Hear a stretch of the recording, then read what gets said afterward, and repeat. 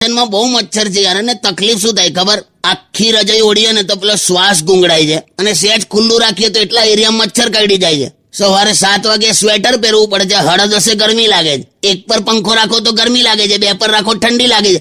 શું યાર આ સીઝન છે યાર. બસ શાંતિ. અને તું સાંભળ, શું? તું છે ને આ સીઝનમાં પાણી ઉકાળવાનું રાખ. હવે જે આવે છે બધું સારું જ આવે છે. એવું તું નક્કી ના કર, અંદર બધા બેક્ટેરિયા હોય યાર. પાણી તો ઉકાળીને જ પીવું જોઈએ, કેમ કે માછલી ડાયપર ના પહેરતી હોય, સમજી. કેવા ઉદાહરણ આપો છો યાર? મચ્છર બહુ વધી ગયા છે યાર. બહુ કરેલા તમે મચ્છર કરીને. ચિકનગુનિયા થાય છે પછી ખબર છે. મેં હમણાં એક સર્વે વાંચ્યો. ચિકનગુનિયાનું મચ્છર છે ને ગંદા પાણીમાં ના રહે, એને ચોખ્ખું પાણી જોઈએ. તડકામાં ના નીકળે, પાછો દિવસે જ કરડે, રાત્રે આરામ કરે.